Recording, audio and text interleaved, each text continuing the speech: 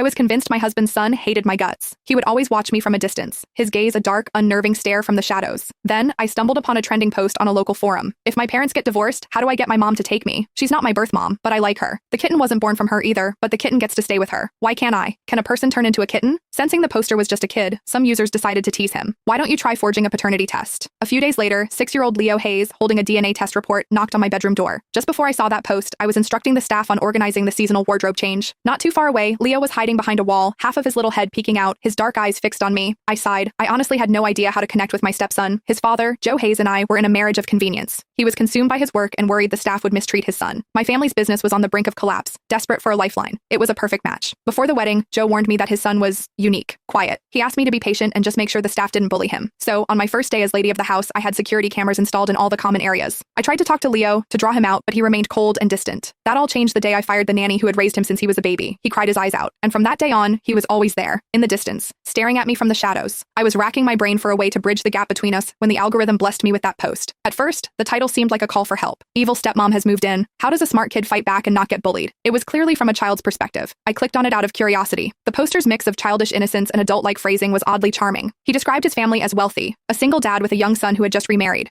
But the more I read, the more a strange feeling crept over me. The details were uncannily similar to my own situation with Leo. The only difference was the poster's reaction. Take the nanny incident, for example. The poster wrote, "Battle report. That woman fired the nanny who's taken care of me my whole life." I cried. The comments exploded. WTF, I thought this was a joke post, but this is a real evil stepmom. It's only been a few days and she already got rid of his childhood nanny. Dude, slow down. But a lifelong nanny? This kid is definitely rich. The new wife is probably a gold digger. She'll have her own kid, push this one out, and turn him into a useless brat to secure the inheritance. Poster, you're in danger. I've got a whole library of novels about evil stepmom schemes. Want me to send you some for research? Poor baby, you must be so heartbroken right now. The poster replied, I'm not heartbroken. I cried because I was so happy. That horrible nanny is finally gone. She never let me dress myself. She even insisted on spoon-feeding me, going on about how I was a precious little prince born to be pampered. Before that woman arrived, the nanny kept bad-mouthing her and telling me how much better her own niece was, how she'd be a much better fit to take care of me. It was so annoying. I told her to stop, but she never listened, so I gave up. I'm so glad that woman got rid of her. Someone asked why he didn't just tell his dad. The poster, Dad is really busy. I don't want to be a burden. I have to be considerate. Reading that, my heart ached a little. The other users were flooded with sympathy. Then, one user commented, this sounds a bit off. Is it possible the stepmom saw what was happening and fired the nanny to help you? So the stepmom is actually a good person? Let's not get ahead of ourselves. It could have been a villainous plot that backfired and accidentally did some good. The poster, I don't know if she's a good person. She makes me dress and feed myself now. She doesn't even care that I'm a picky eater. My old nanny would always force me to eat my celery. Today, she just watched me pick it out and didn't say a word. A user replied, you're too innocent, kid. This is probably a classic move to make you weak and dependent. I have an idea.